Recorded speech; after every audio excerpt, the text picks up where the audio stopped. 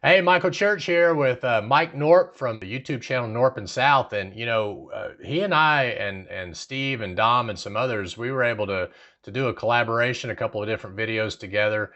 And he's in North Carolina, and him and his family are remodeling a home. They're actually making it larger. They got a pretty large family, so they're making it larger for them to live in. And we went out and helped them do a little project. And I want you all to make sure you check out the YouTube videos that we've done on their channel, and I'll put a link to that down below. But Mike, appreciate you being on our call and being on our video. Tell us a little bit about you and your family and what y'all been up to. So, Yeah, we're glad to be here. So we are we've had a YouTube channel for 5 or 6 years now, and but we do have a somewhat larger family. So we have some need as far as expanding our home, and what we've done is we've decided to it's a '60s Rambler, and we're expanding into the carport, and that involves expanding our footprint as far as the crawl space goes. And what we did was we called you guys, and we went ahead and started to encapsulate the existing crawl space, and that was its own project, which we'll talk about, and then we'll be working on this new portion. But yeah, we like you said, we have a big family. We actually have 9 children. So there's 11 of us. However, 3 are out of the house now. They're a little bit older. So even though we are expanding, it's still a relatively small house. This isn't a huge home, even after we expand it. But we love, we love being a big family, and have a lot of fun, especially on our YouTube channel. We've done a bit of traveling and that sort of thing, and as well as lots of home renovations. So yeah, if you want to check out our YouTube channel, it's North and South. You can look us up. But we've loved working with Crawl Space Ninja on that part of the project, and we've really had a lot of fun just as far as the renovation in general goes, and learning and doing a lot of that ourselves. now one of the questions we always get from our channel is, the order of things, right? Like, what comes first, the vapor barrier or the DU, right? I mean, so one of the things you had that was a unique situation that you had to get done before we could even encapsulate the crawl space was you had a heater system down there. Is that right? So Yeah. you wound up getting all that out yourself. So tell us a little bit about that, because that wasn't really covered. I mean, I don't think it was covered on the video we did with you. It may have been covered on another one, but tell us a little bit about what you had to do to get the crawl space ready for us to come out. Right. So we're replacing the furnace, and I had to disassemble the furnace and all the ductwork and remove that. And that was its own project. That was a pretty big, that took me a couple days to get all that out. Also had to wear my respirator because that the old ductwork had asbestos tape and that sort of thing, which I guess all these old '60s houses, they use asbestos and everything, it seems like. But yeah, had to remove the ductwork, disassemble the old furnace, drag it out of there. And also, I did try to do some leveling inside a little bit. We had kind of a big dip here and there, and I went in and with the shovel underneath that crawl space and kind of moved some dirt around a little bit. Didn't make it perfectly level, but also tried to make it so it was an easier surface to work on. So yeah, that, well, the nice thing is that really cleared it out and made it a little bit easier to move around down there, and also a nice clean surface to put down the vapor barrier. The new furnace is actually in now after we did all that, so we got the new furnace in place, and we'll be getting that finished up with the ductwork the next few weeks.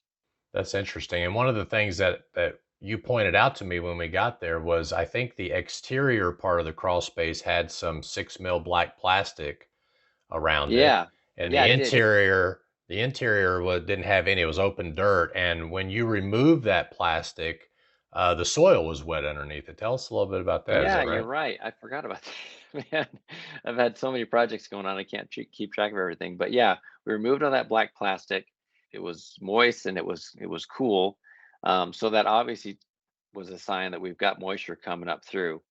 And we'll probably get to this, but it wasn't long after we put down the new vapor barrier that you could see the droplets sort of forming underneath it. And that's when Dom, who helped me out, was like, "Oh, looks like it's working." So That's right. yeah, That's so right. they had the previous homeowners had, I guess, attempted some type of vapor barrier, but it was so just a strip of it kind of along the edges that I don't see why they thought that would really accomplish much. Um, but but yeah, pulled all that ugly stuff out of there. Was that black plastic was just kind of gross. And it was a good also getting ready for this was a good excuse to just pull everything out because I think that the crawl space can sometimes become a dumping ground for, odds and ends. And at least ours was because we have about 4 feet down there you can crawl around in. So they had over the years stuff had just been kind of dumped in there. So it felt good to get everything out, get it all cleaned out, and kind of have a clean slate. Well, and that was a good visual for exactly what the purpose of that plastic is. The dirt that was not did not have plastic on it looked dry. You're right. Yeah. But basically what was going on was that dirt was just the moisture was just evaporating right out of the dirt into the air and probably getting leached into your wood. And so that's even a loose laid vapor barrier. Not that we install those, but even a little bit of plastic in that crawl space can help control moisture. Now, of course, depending on how it's installed, if it's gapped or something like that, the moisture can still escape. But I thought that Right. was very interesting. I hope we've got some pictures of that. It'd be nice to show our viewers with that. So Yeah. We'll have to see if I've got some. But it's a good point because at kind of first glance, it looks fairly dry down there. At least it did. At least you're right. The dirt looked dry, but as soon as you put something over it, it starts to get wet under there, and you're like, oh, it's just sort of evaporating off. And then when we went and kind of inspected it, you could see certain areas where we had some growth there from obvious moisture that was in the air.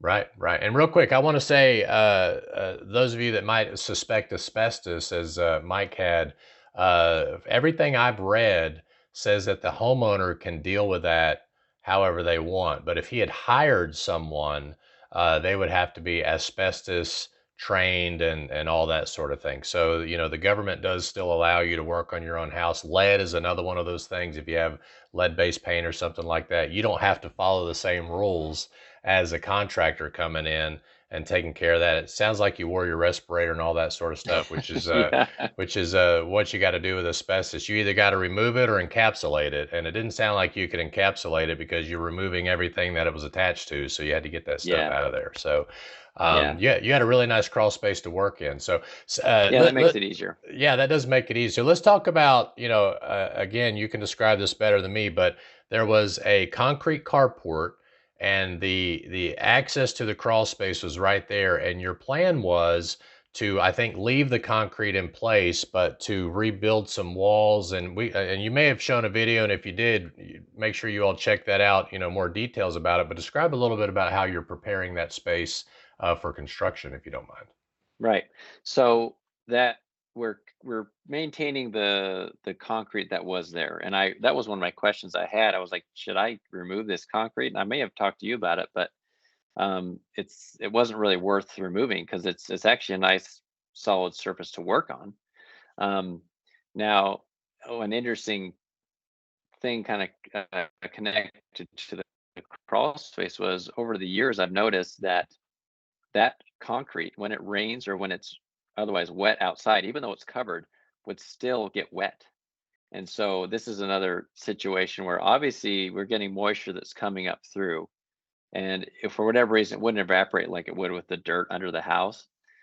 So even more reason to realize like, oh, this needs to be covered up as we go forward. So we're keeping the concrete that's there. We've ripped out there were some brick stairs. In fact, my sons are over there right now finishing up those brick stairs and tearing those out. Luckily, I have teenage sons to do a lot of my grunt work for me.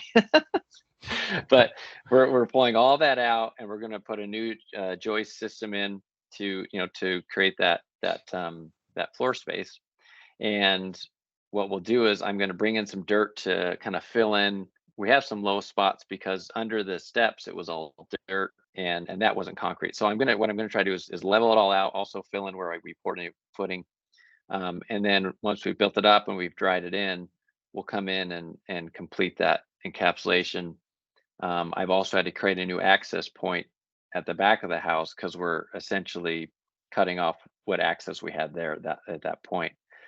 So that's another project I'm halfway through. I've got the brick cut out. I just got to knock out the cinder blocks on the back of the house to create a door there. In fact, I'm going tomorrow to pick up the PVC sheeting for the door of the access point in the back of the house.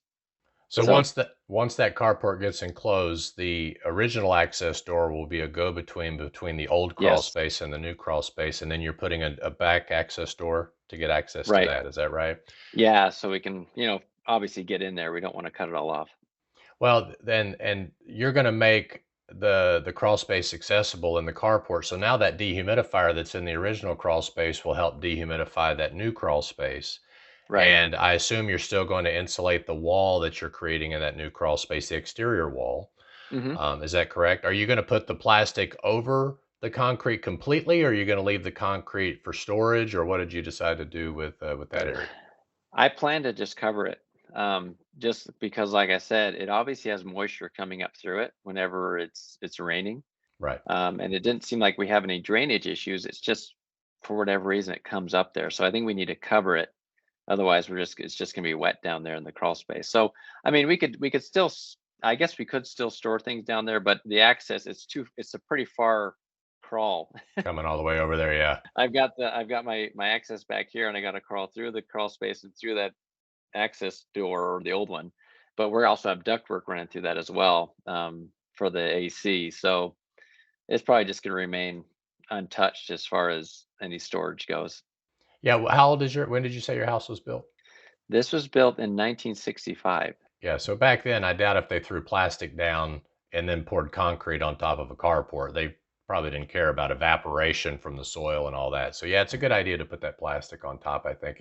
If you were going to use it for storage, just so the viewers know, if you have a concrete pad like that and you want to use it for storage, if you put plastic over it, and especially if it's where you can stand on, like some of these older homes, it'll be really slippery. Okay, Oh, yeah. so you kind of got to be careful about that. So I would maybe bring the plastic to the concrete, and then you can use a masonry nail and attach it to the concrete. And then the dehumidifier should still be able to handle that evaporation if you've got anything going on, as long as it's powerful enough. But but some people like to cover it like you're doing, and some people want to use it as, a hard storage, and they don't have to worry about messing up the plastic, so they just leave it there. But a couple different ways to do it. So I like your idea. You can't use it for storage anyway if it's that far away from the access. Yeah, and just again, so much water comes up through it that I feel like if I left it open, it would negate the whole system. You just be overwhelmed with all that water coming through. That's right. So That's right. yeah, So we'll cover it. let's talk about the order, because you and I had a few conversations before the project about HVAC guys coming in versus doing the encapsulation first. So tell us the order you decided to do it, and are you pleased with that order, or do you wish you'd done it a different way? So Yeah. So we decided to go ahead and encapsulate basically first after I'd taken everything out, and then get it down, and get that all out of the way. So then all it was left would be the extra space, when we were all done. And I'm happy about it, but I'm also wondering if it would have been good to wait. One, I'm happy because we got all the plastic down without having to go around a lot of obstacles. That was nice. Didn't have to work around a big furnace and do all that rigmarole. A lot of the plumbing had been removed as well, so it gave us a good clean surface. The only what I guess, I don't want to say regret, that's a strong word, but it was so beautiful and clean when we put it all down. And now with the construction and the demo upstairs, stuff just falls through, right? yeah, Well, at least it does for my house because it's built in the 60s. The subfloor is just like a 1 by 8 plank, right. and there's lots of gaps. And so I've had all this junk fall down through, and it pains me to see it get dirty.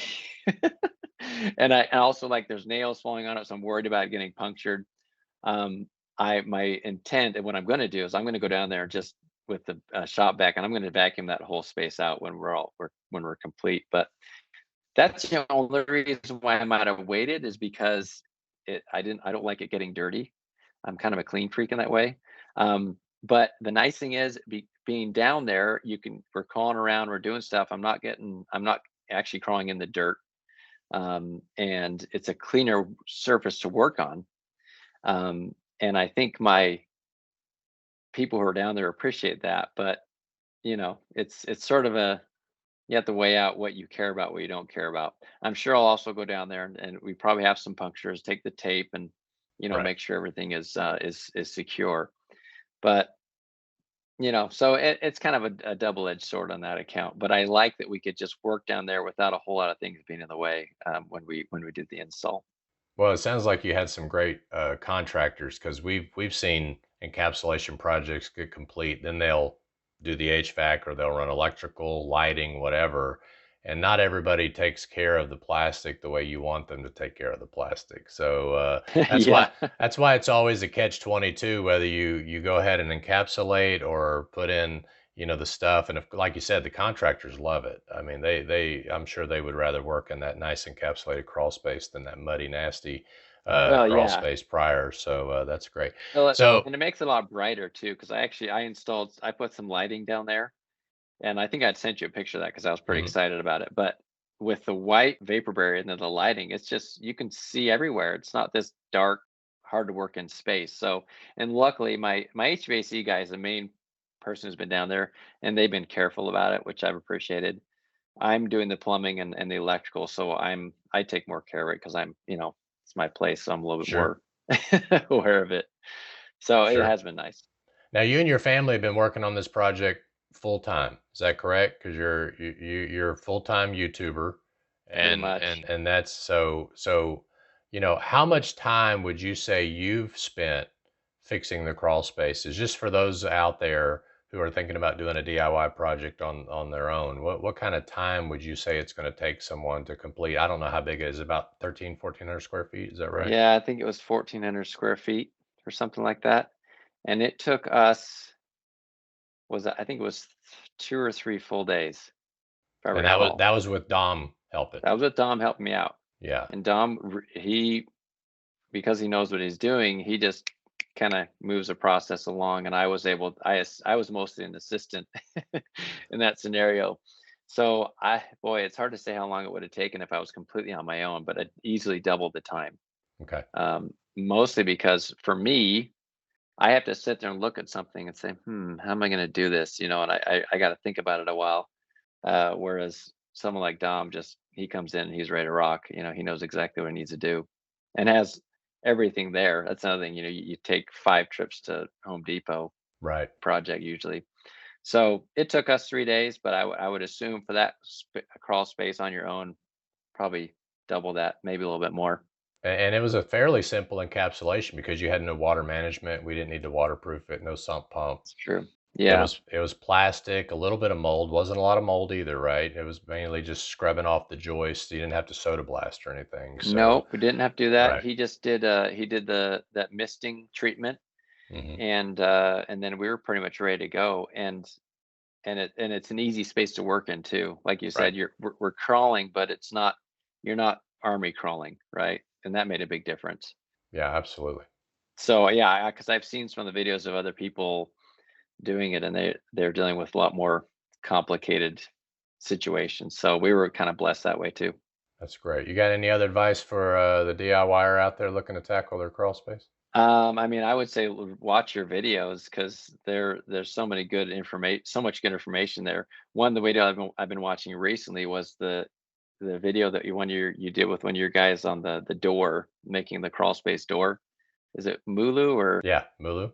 Yeah, that's a great video. If you're wondering how to make a crawl space door, it's awesome. So definitely watch the videos.